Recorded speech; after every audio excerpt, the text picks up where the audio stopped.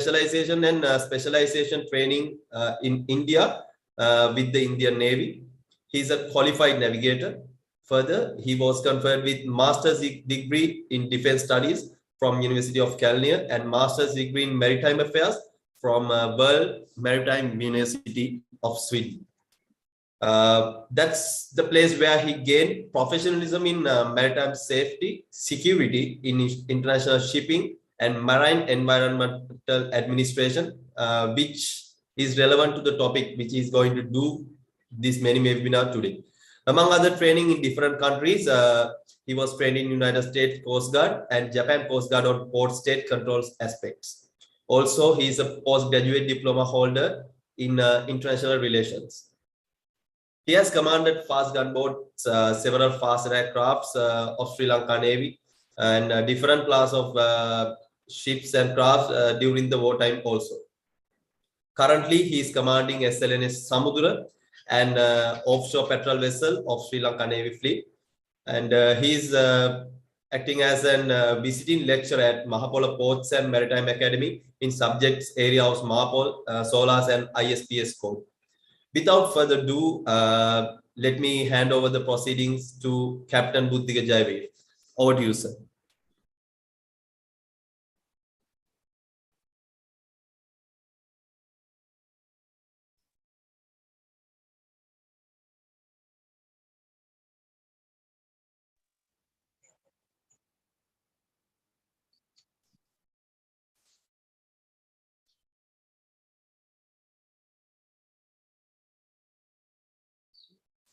I hope my screen is visible now.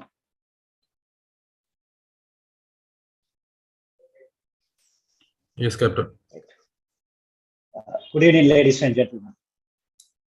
Thank you very much, Lieutenant Steve Thomas, for very kind introduction about myself. At the outset, I would like to thank Youth Forum of Nautical Institute of Sri Lanka branch for inviting me to deliver today's speech on their mini webinar series on Office of the Watch. Thank you very much. And I thank all of our viewers today, those who are joining from Zoom and our YouTube channel. Thank you very much for joining. And I'm extremely happy to talk to you today. And also, I should thanks to panelists joining with me to conduct the webinar, this webinar. They are very prominent and experienced maritime professionals. Well, ladies and gentlemen, my focus today is to educate you on maritime security measures in place for secure shipping and seafarer safety.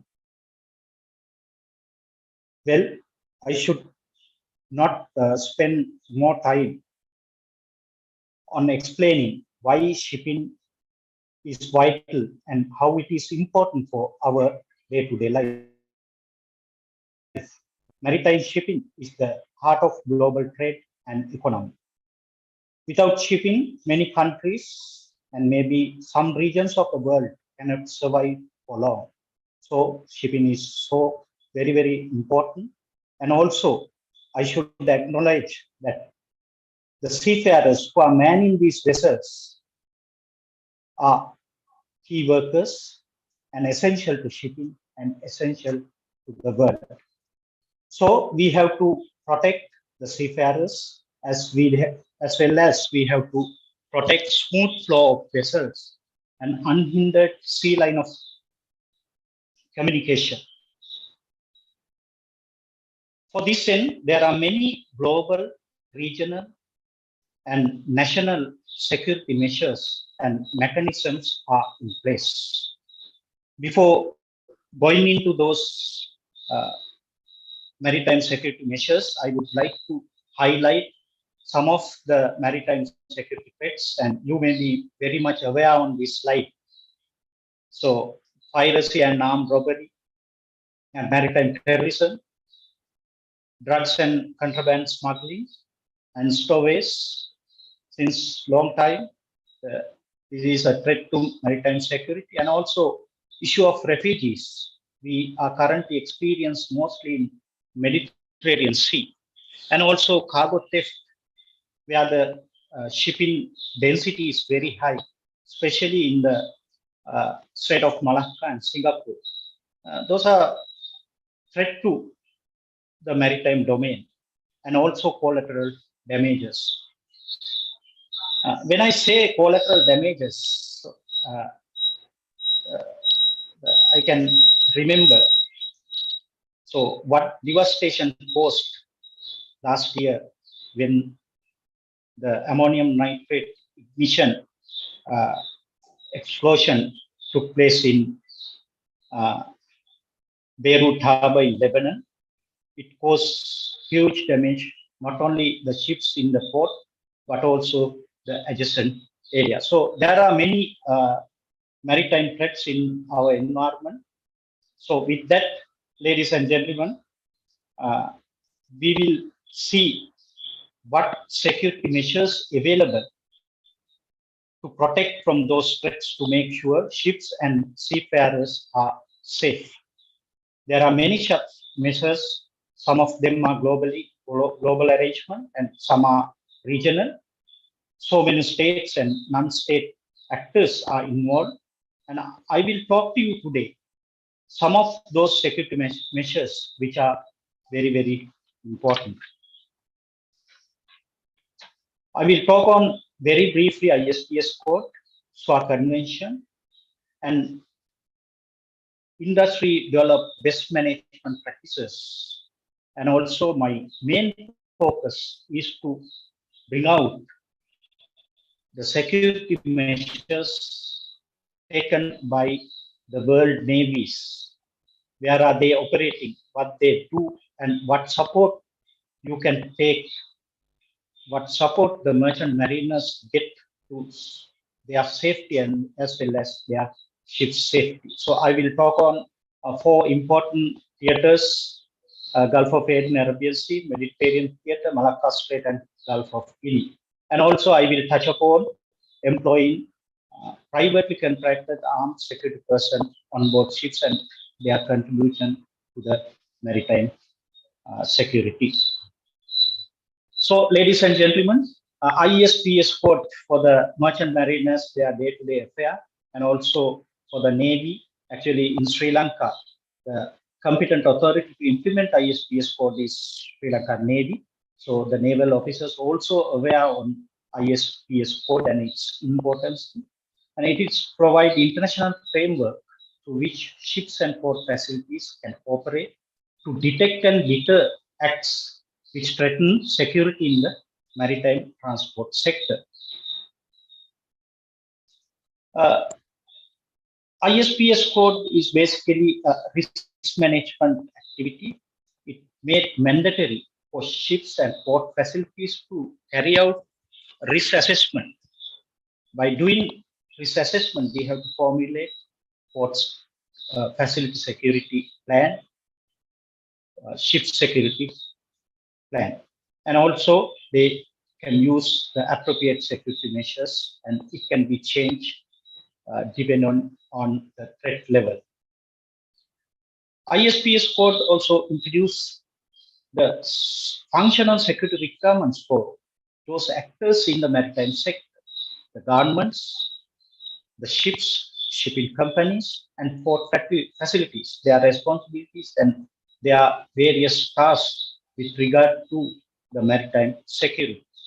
Overall, the ISPS code is to inculcate the maritime security culture in the maritime community. And ISPS code provides standard framework, it's international, and also it is providing some tools to exchange maritime related information sharing. This is only, I'm going to talk about ISPS code because many of our viewers are aware on this, and I will shift into the SWA convention. SWA convention is very important security legal instrument to suppress unlawful acts against the safety of marine navigation. This is also called the law of maritime terrorism. This gives legal mandate for naval forces and law enforcement agencies to take actions against the criminals, those who are operating at sea. So for the naval personnel, for your day-to-day affairs, knowledge of SWA Convention is very important. As I said, SWA Convention concern about unlawful acts which threaten the safety of ships and the security of their passengers and crew. It provides very effective tools to combat piracy, armed robbery, and maritime terrorism. And also, the SWA Convention provides provisions to arrest the criminals, those who are doing unlawful acts, and it provides gives provision to prosecute them and extradite them. So there are classical example for this in Japan. So once the Japanese flag vessel was attacked by the pirates, those pirates were later captured, and those pirates were taken into the Japanese port and they were prosecuted and they were sentenced. So this SWA Convention is a very good tool to deal with the criminals, those who are doing unlawful acts at sea. So, ladies and gentlemen, the boarding provisions there in SWA Convention is very important, especially for the naval personnel. These boarding provision explained in Article 8 of the SWA Convention, and it gives the cooperation and procedures to be followed when they carry out boarding operation. And to carry out boarding operation over high seas, there should be a reasonable ground to suspect that about a vessel or a person.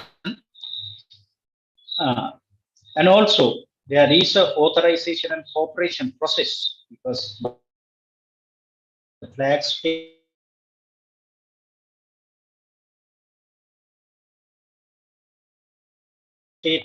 authorization is required. The flag state authorization is a must. And also, the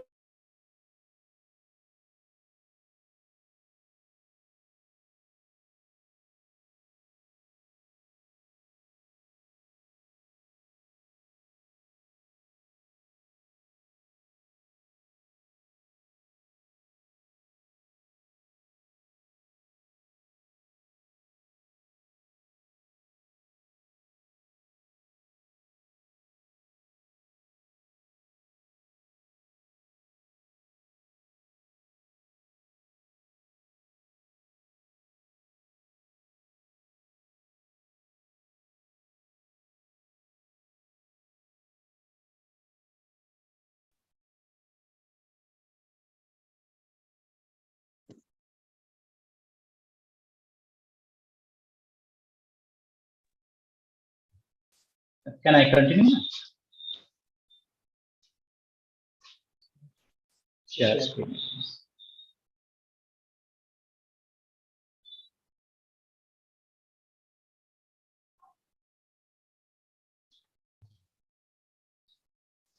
So sorry for the interruption because of the internet connection. So this SWA Convention is equally important for the seafarers because it provides various provisions. It mentions about the responsibilities and role of masters and how they can cooperate with the boarding parties. So this instrument is very important to ensure the security of seafarers and the safety of ships out at sea.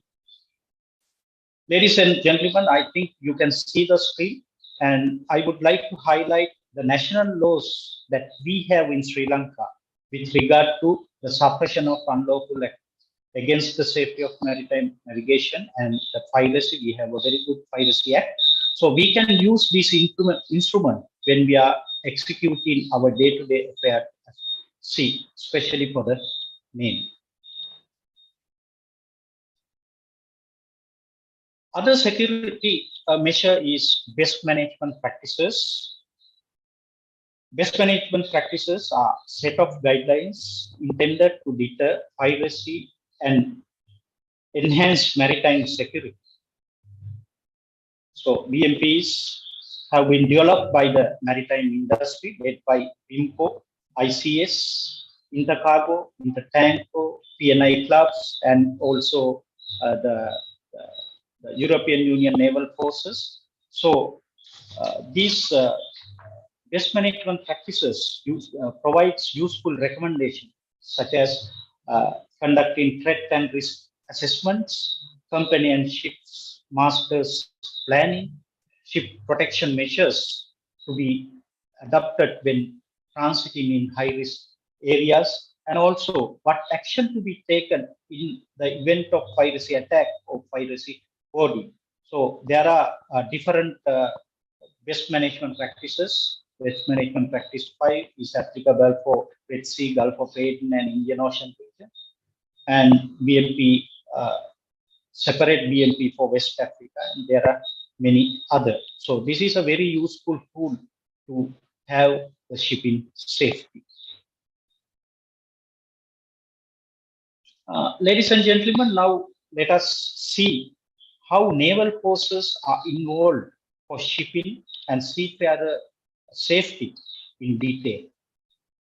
What measures naval forces have been taking in 4 most vulnerable and shipping dense areas: the Gulf of Aden, Arabian Sea and Indian Ocean region, and Strait of Gibraltar and Mediterranean region, West Africa, the Gulf of Guinea, and also the Strait of Malacca and Singapore Strait.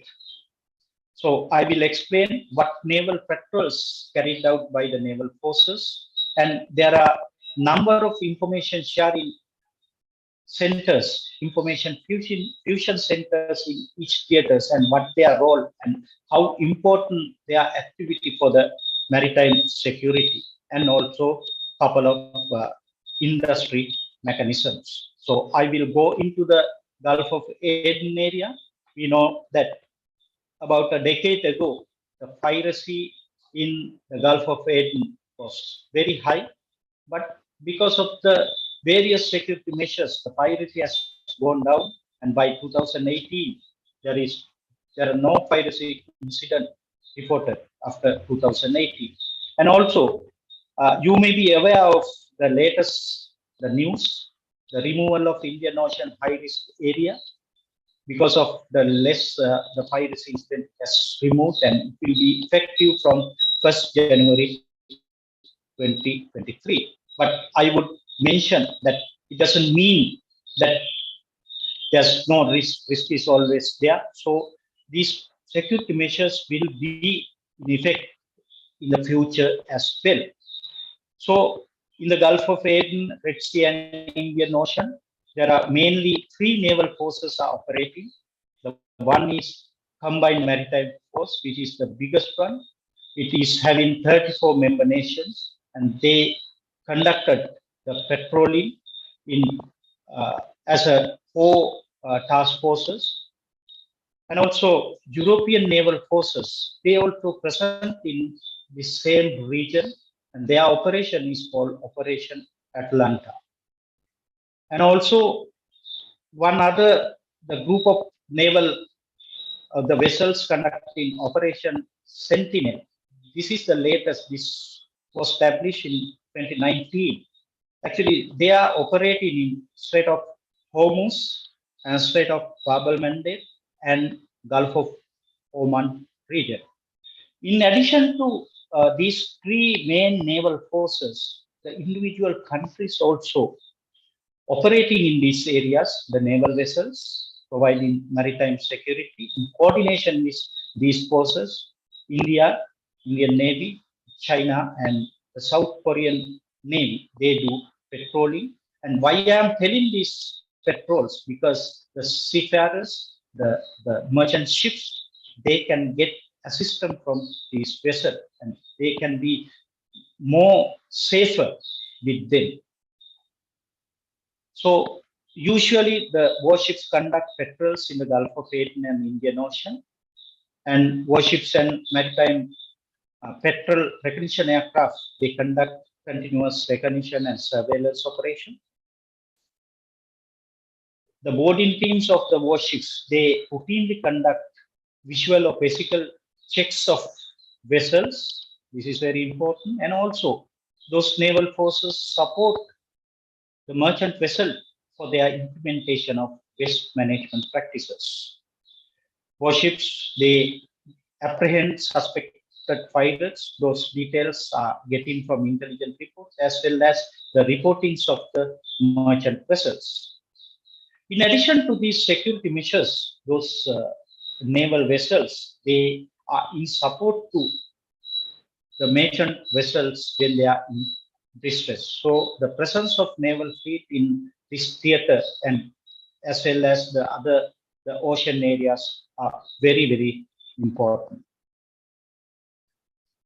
As I said earlier, there are a number of maritime fusion centers, maritime information sharing centers in the world, and in this area, the United Kingdom Maritime Trade Operation, UKNTO, they operate a fusion center. It is operated by the Royal Navy. The purpose is to make connection between the maritime, the merchant vessel and the naval forces. UKMPO delivers timely maritime security information, often acting as the primary point of contact for merchant vessels involved in maritime incident or traveling within the high-risk area. UKMPO also administers voluntary reporting areas. I will explain what is voluntary reporting areas later on. So, in fact, when a ship is entered into voluntary report area, the merchant vessels are requested to provide certain details. It is a voluntary basis. There's no mandate to comply with this, but it is always better to report these maritime fusion centers. Why? Because in case of emergency, in case of pirate attack, this UKNTO inform the relevant the authorities or the naval forces to take actions against the criminals. So these are very, supportive, very helpful to protect ships and ensure the safety of seafarers. The other maritime fusion center is Maritime Security Center, Horn of Africa.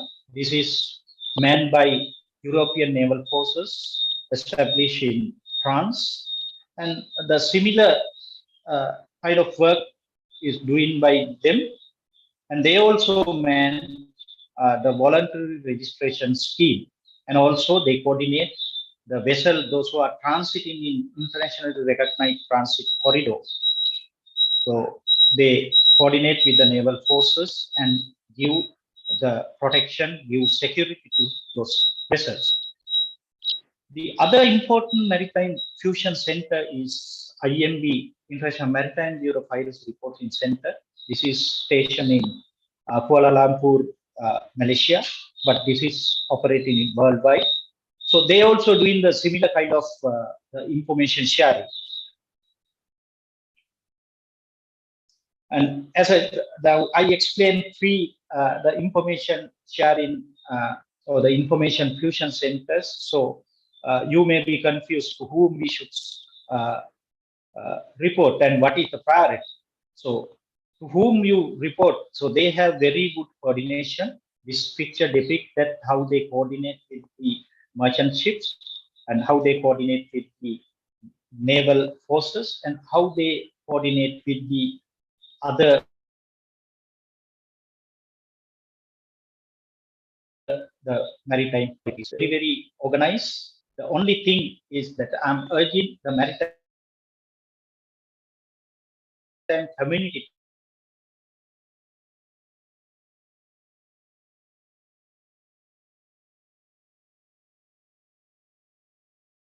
report their presence in corridor.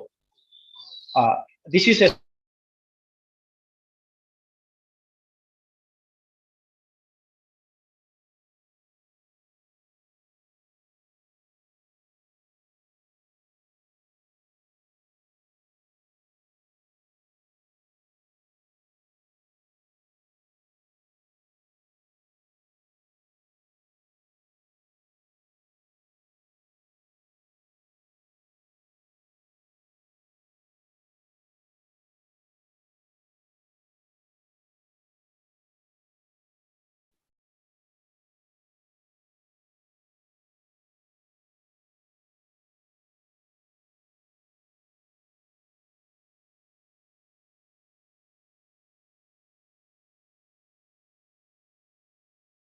Dear viewers, we have experienced an interruption of internet connection for the keynote speaker. So with this platform, such interruptions can be occurred. So I would like to request from all of you to patiently wait till the keynote speaker solve his technical issue. So as soon as he solves his issue, he will be continuing. Thank you for your patience.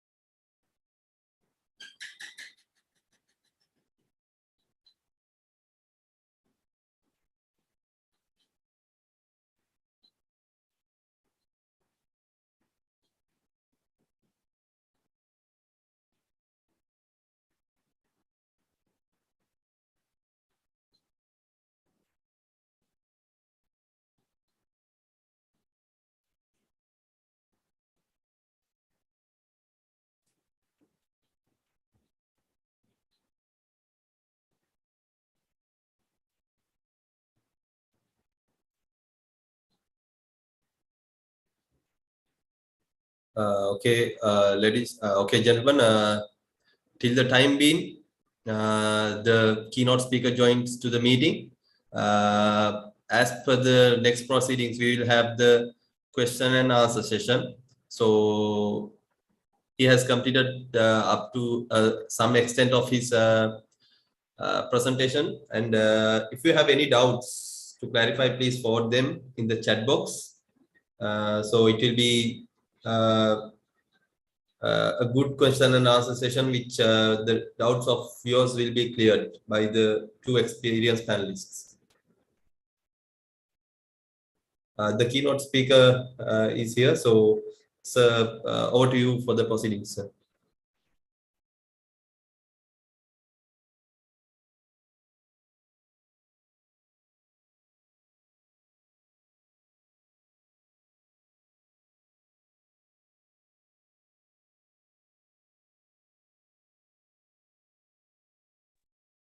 Yeah. Sorry for the interruption, ladies and gentlemen. So,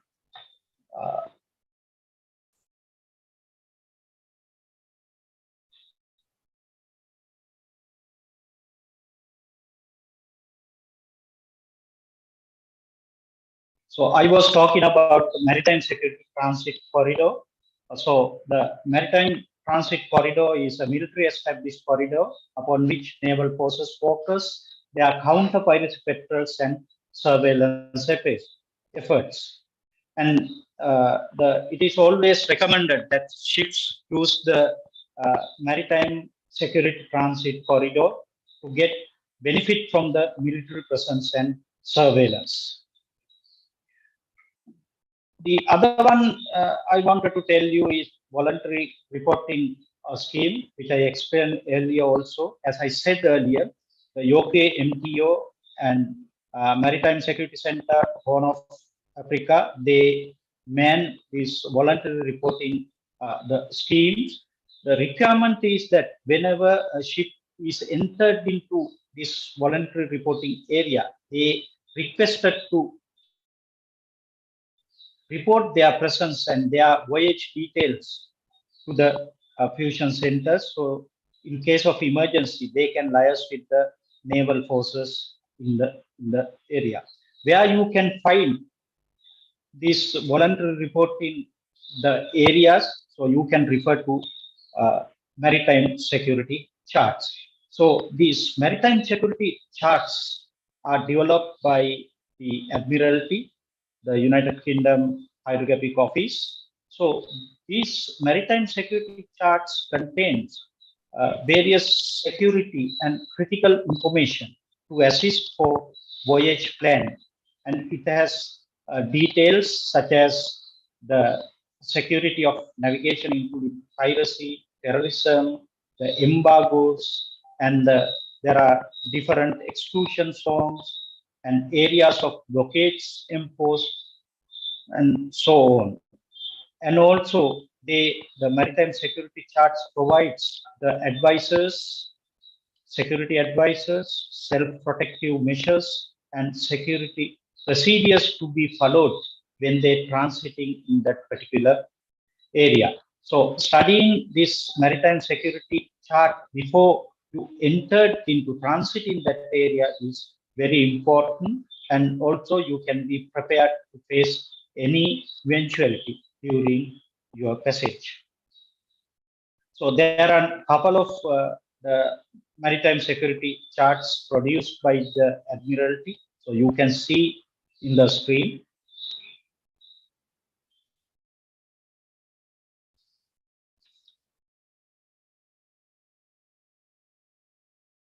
So with these security measures, ladies and gentlemen, there is a success. That's why by 2018, the number of piracy incidents have come into the zero level in the Horn of Africa, Red Sea, and the Indian Ocean region. There are classic examples where the naval forces play a role to protect seafarers and protect the ships. One such example is Merck's Alabama hijacking incident, which was taken place in 2009, 240 nautical miles southeast of Somalia in the high seas. So the pirates, four pirates, actually they boarded to the vessel and they try to get the control of the vessel. But before that, the ship's crew, they exercised their best management practices. As a result, at the end, the pirates could take the ship's captain as a hostages. But after they taken him as hostage, the naval forces reacted to that, and after 4 days, the captain was rescued, and the pirates, they were killed, and one was captured. And this captured, the pirate was punished, legally punished, and sentenced. So this is a story, and this was later adapted into a famous film, Tom Hanks film, Captain Phillips. You might have seen it, and if not, I request you all to see that displays how these security measures are important to protect sea line of communication, ships, and seafarers. With that, ladies and gentlemen, I will move into the Strait of Gibraltar and Mediterranean Sea. So, in the Mediterranean Sea, the NATO naval forces are operating, and they conduct their operation, the code name Operation Sea Guardian. They build maritime situational awareness and is ready to respond to a broad spectrum of maritime security threats. To coordinate NATO naval ships actions with the maritime community, merchant shipping, there is a NATO shipping center which is based in Spain. They coordinate with the merchant ships and the naval forces, and also they administered a voluntary reporting area which is there in the Mediterranean Sea. With regard to the Malacca Strait and the Singapore Strait, we know that this is highly dense area, and also because of the high density, the armed robberies and cargo theft is very high, and this is a very strategic waterways in the global trading system. The regional countries, the Indonesia, Malaysia, Singapore, and Thailand, they establish certain mechanism to ensure the safety of ships and seafarers. They conduct sea patrols called Malacca Strait Sea Patrol, and they have combined maritime air patrols, and also they have exchange group to share the intelligence. So this is the arrangement, and also to coordinate these activities, there is a information fusion center established in Singapore. So this Singapore Fusion Center coordinates those the security and together with the other activities, and they also administer voluntary community reporting area, which is huge. You can see on the screen.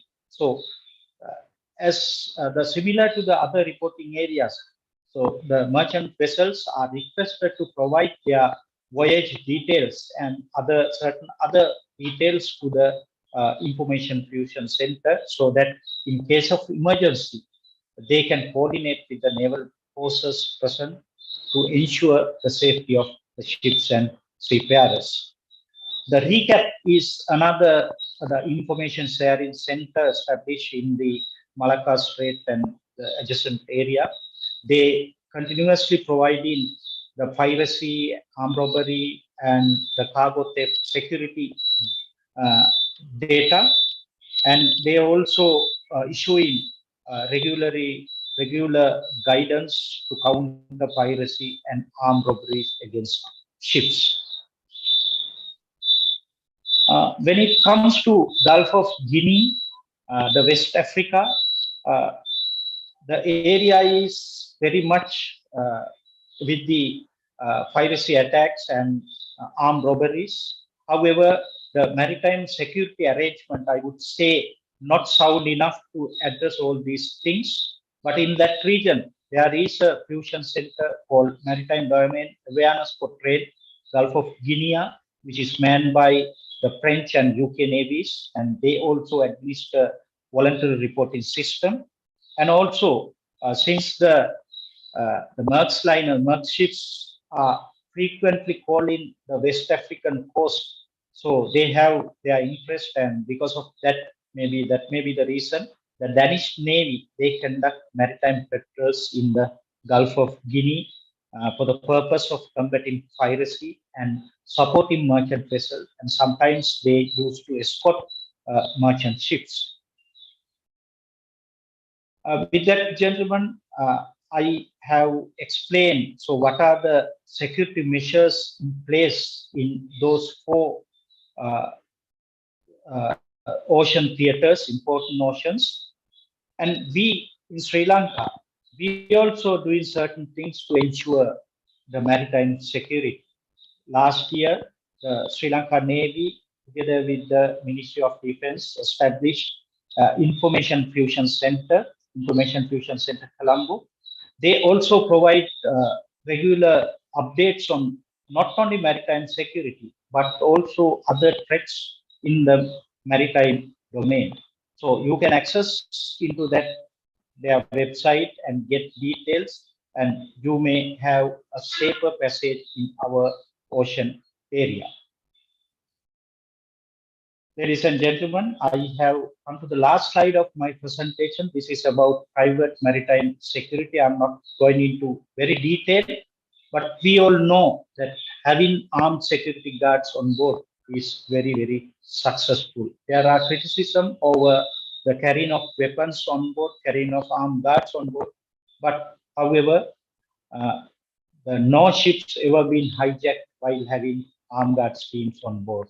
However, the use of armed security personnel is not and should not be considered as an alternative to best management practices and other protective measures.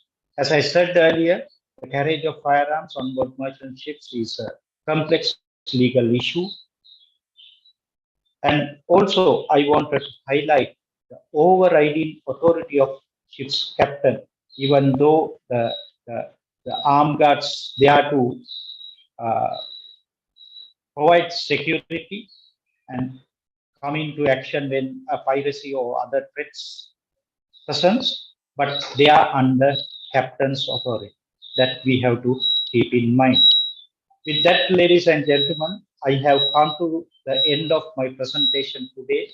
Hope I could enlighten you on the maritime security aspects, and especially how and what naval forces do their operation in 4 different the ocean theaters. Thank you very much for giving this opportunity for the Youth Forum of Nautical Institute Sri Lanka branch.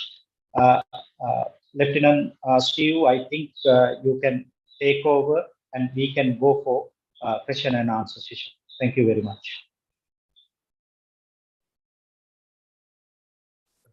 Thank you very much, sir, for your informative and knowledgeable session. And it was a highly knowledgeable session which gave many details regarding the safety of seafarers in high-risk areas and those kind of things. And so as per the proceedings, next we'll move into the question and answer session.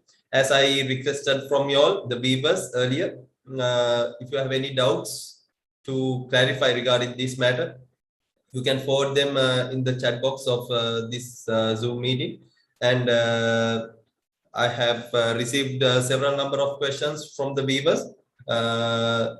So there are 2 experienced panelists who will be there for the question and answer session to answer all your questions and clear your doubts. So without further ado, let me introduce 2 panelists today who will be answering your questions. The panelist number 1, Captain Don Kushantha Samarakkody. He is a sailing master at Will Helfman Ship Management with over 10 years of command experience, and he's an associate fellow of Nautical Institute United Kingdom and executive committee member of Nautical Institute Sri Lanka branch. He is also a chartered member of Chartered Institute of Logistics and Transport and a life member of the Company of Master Mariners of Sri Lanka and the Organization of Professionals Association.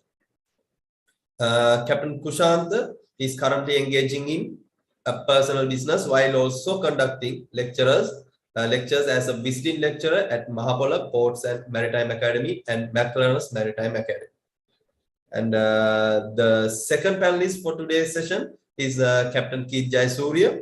He's possessing with a sea experience over 27 years and sailing as a master over 17 years of Panamax container vessels.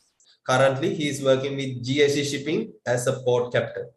So we'll move to the questions which have been forwarded by our viewers. So Captain Don, the first question the viewers have forwarded to us, what are the security threats faced by the ships in high-risk areas? What are the security threats which are faced by the ships?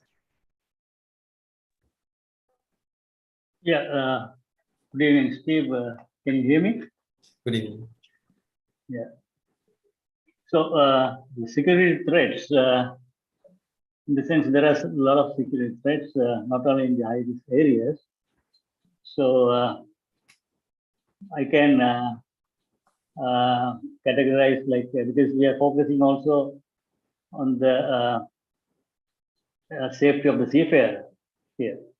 So, like mentioned earlier by Captain Buddhika, main concern is piracy and armed robbery. So, as we all know, this is an act of attacking and robbing ships at sea. And this is an age-old tradition. The present addition is only the hijacking of ships and keeping ship crew as hostages. And then after that, we have also another security threat, there is theft and also pilferage. Theft is usually the practice of stealing items in secret and without using force. Pilferage, is also called petty theft, and that is stealing with stealing less valuable items and in small quantities. So you can imagine like who are going to be involved in this. Basically, stevedores and people visiting the ships. Of course, you cannot rule out ship's crew. Then there is another threat, which is coming from terrorism. Terrorism is unlawful use of violence and intimidation to achieve political aims. So ships, however, have been unfortunate to have fallen into prey to such acts. There are a lot of cases involving ships. Then you have contraband smuggling. For this, the possibilities are very high in Central and South American ports. Therefore, when ships arrive in USA, after calling such ports, it is quite common to have the customs visiting the ships to conduct thorough checks. And these checks include the underwater inspections, the underwater areas, and also including the rudder trunk, they check. And it's not only US, few South American ports also do these underwater check inspections. One example is Ecuador. When you visit Ecuador, they come and do underwater. They can divers. They see if any drugs, the packages are attached to the ship's hull, and they bring you the videos of that. So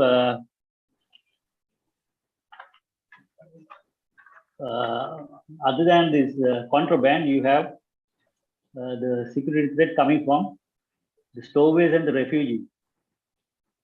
So when you have stowaways on board, you have a problem of returning them back to the shore. Basically, you have to bring them back to the port they have come from, or to a port that can accept them. So, stowaway is a person who boards the vessel in a port and travels in it without the consent of the master or the owner. And refugee is what? Refugee is a person who wants to flee the country. And the refugee may opt to flee the country in the form of a stowaway.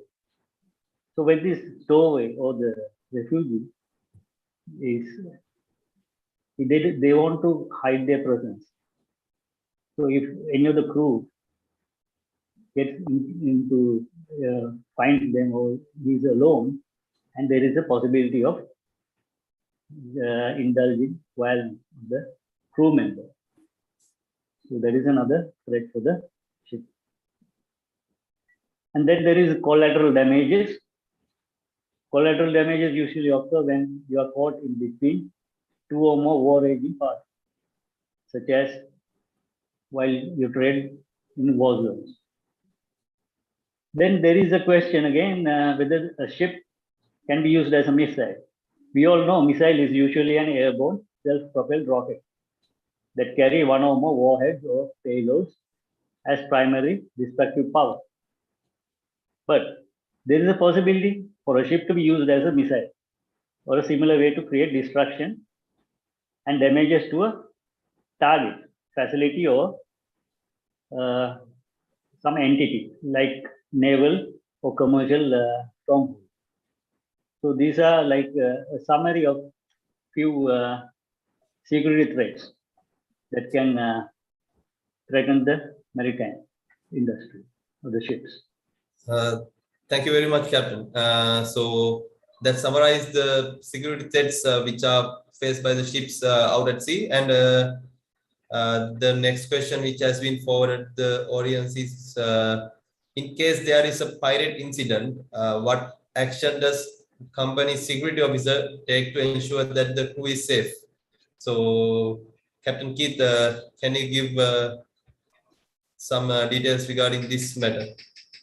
Thank you, Steve. Good evening, ladies and gentlemen. The most important thing is risk assessment, which we have carried out, and the threat mitigation, which we had done before, has been breached. And the most important thing is the crew safety is the most important paramount thing. Company security officer has to liaise with the designated person ashore as well. We get his help as well. See where we are with the measures taken and what has happened. And the most important thing is the communication. If the pirates have not boarded the vessel still, then they are taking evasive action. There's no time to send email and all that. So most important is the communication. We can communicate through the satellite on the bridge. But of course, if they were in a serious condition, they will use the citadel. Then we can use the handheld phone or mostly the Thuraya phone. And if the ship security alert system has been pressed, then of course the flag, the DPA, CSO is already alerted. And of course, the information provided there is limited. So what we do is we again ask them and we get the information flowing, and also the class and the insurance has to be informed as well. The most important thing is to alert and get the assistance from the nearest authority, like UKMTO, which was explained by Captain Buddhika very clearly and very clearly. So just to share an experience which I had, I was passing Babbel Monday on a container vessel, and we saw a pirate boat, and you usually call it a skiff, and we alerted UKMTO, and I didn't have any time to send messages and all that. Just call the number and inform them, and they were liaising with me. And of course, we took some evasive action, and we increased speed, and we used the rudder to move away and all that. And what I can say, UKMTO was very helpful. Thank you. Thank you very much, Captain Keith. So with your experience also, this makes much more easier for the viewers to understand what actions should be taken in case of pirate incident. So the question, next question, what defense do ships have as counter piracy measures? Captain Don, can I have an answer for this question, please? Yeah, Steve. So the defenses available on board ships, the best defense I see is the well-trained crew. The trained and confident crew is the best defense. So that they can act with minimum panic in serious situations, and in order to make use of other available defenses. And then how the ship is constructed, such as the speed, the freeboard, the security doors, safe areas of the citadel, all that gives a good defense picture of the ship. And our SSP, the SSP of the ship, or the ship security plan, is another vital defense mechanism for the ship, and the ship's crew should make best use of that. Best management practices, or the BMP, we currently have BMP 5, provides good defense information and advises a vessel how to prepare, such by rigging hoses, razor wires, mannequins or dummies, and all that, etc., etc. We get the information from BNP. And another defense for a ship is the available SSAS or the DSAS, Ship Security Alert System, or the designated Security Alert System, which can send alerts, security alerts, to designated personnel. Then ship security information received from CSO and other information providers such as IMB or the RECAP, all these organizations is again vital for the ships. Then maritime security coordinators such as UK MTO, and then you have MSC ROA, MDAT GOG for Gulf of Guinea, and MALO, situated in Bahrain. Also, you have this EU NAVFO, that is for the ships of World Food Program. They provide security for those ships carrying food relief for Somalia. And then NSC, that is NATO Shipping Center. So they all do good coordination for the ships, and that is a good defense the ships have. Then again, we have maritime security providers, like they give security protection, such as the armed guards, which the ships carry. And then we have naval forces and coast guards around. And so these are basically the security available, the defenses available for the ships. Sorry to interrupt you, Captain. And we have received another question in relevant to this one. Who receives SSAS alerts in Sri Lanka when activated by a ship in our region? The SSA is, whether it is in Sri Lanka or any other country, it has to come it has to be received by the flag state. Okay. And also the CSO and whoever it is designated. So primary it is the flag state and the CSO. Okay. Thank you very much, Captain. So we'll move to the next question. And Captain Keith, have armed guard reduced the threat of piracy? Yes, Safe. Okay. Armed guards are the best because they can carry weapons and they can fight back. Okay. As a practice, the ship's crew cannot carry weapons. Okay. So armed guards is the best for us to carry. If so, if they have reduced the threat of piracy, why they have reduced the number of armed guards in a vessel? Usually on a nowadays, when we checked, it's usually about there are about 3 because there's a team leader and usually about 2 armed guards.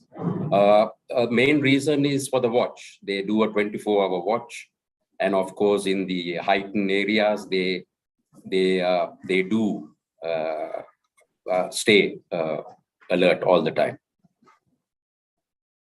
Okay. Thank you very much. And so we have another question which is relevant to the Navy side. So Captain Don, can you please explain whether can Sri Lankan Navy provide security for foreign flag ships for fee on international waters? And can that service be provided by Sri Lankan Navy?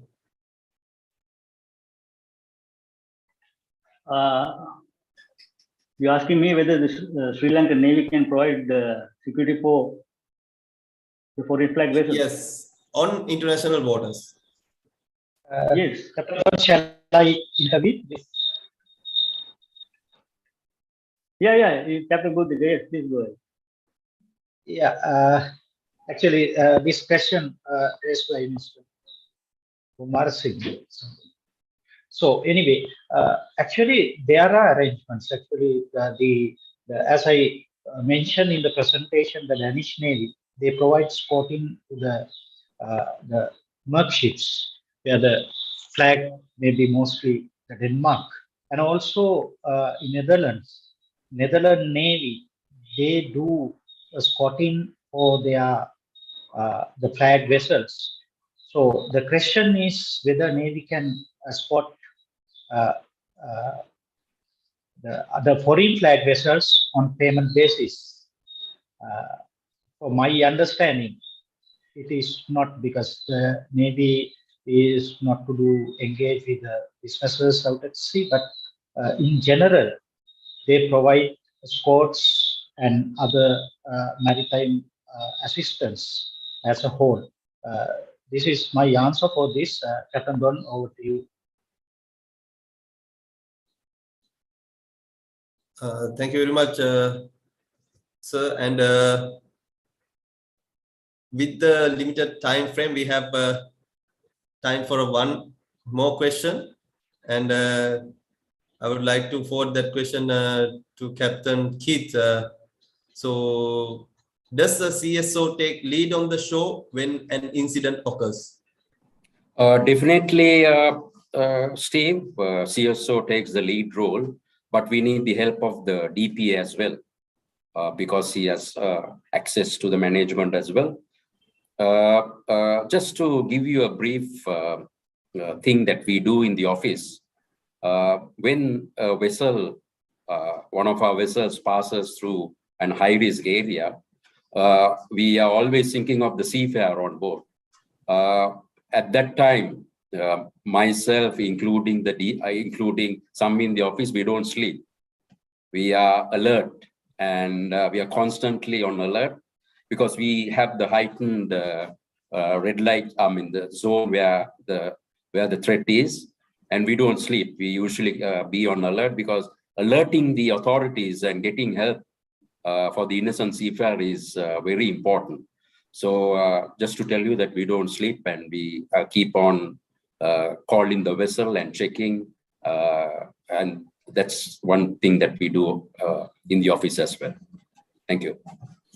Okay, and to get a quick answer, why Sri Lanka Navy cannot send naval assets to CMF? Is there any reason behind this thing? Can Captain Buddhika Jayaweera, sir, can you please explain regarding this matter? Yeah, it's the coalition, this CMF. So any nation can, if the members are accepted, then any nation can join with the CTF and the new contribution to their effort. There's no, I don't think there will be any opposition for this. Of course, the Sri Lanka Navy can join if we can afford the ships out at sea for long. Thank you very much, sir. And as the viewers are giving many questions, so we'll go for the one last question. And if you have any doubts which cannot be cleared during this session, you are invited to forward your doubts in WhatsApp group of Nautical Institute Sri Lanka Youth Forum. And this question goes to Captain Don. Sir, can you please explain why armed guards not eligible for get the watch keeping certificate after the completion of considerable sea period? Okay, the armed guards basically they don't provide, they don't do watchkeeping service. They come on a different control. And as per SPCW, I guess it is 824, 825, somewhere relating to watchkeeping and COP. So it doesn't fulfill the requirements of watchkeeping standards. So you, as a rating, you need to fulfill watchkeeping requirements, and then you have to get a watchkeeping certificate to appear for eligibility.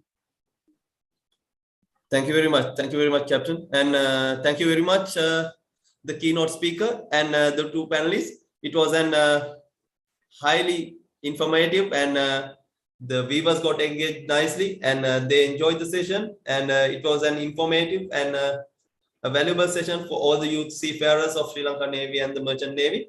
And once again, I would like to thank all the participants who participated today for this mini webinar and who have been participating since the mini webinar number 1 of this series. And as I mentioned earlier, as you have answered the questions which you have forwarded, if you have any doubts, you are invited to forward these questions which you are having to the WhatsApp group of Sri Lanka Navy Youth Forum. And with that, we have come to the culmination of today's mini webinar, which was held on the topic of maritime security measures for secure shipping and seafarer safety. So I would like to thank all the participants and the keynote speaker and the 2 panelists who held an informative session today.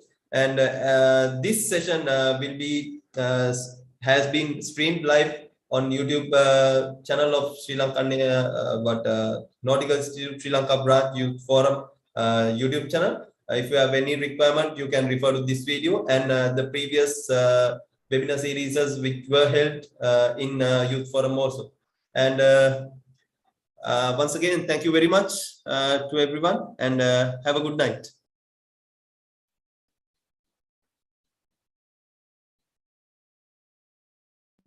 Thank you, everybody.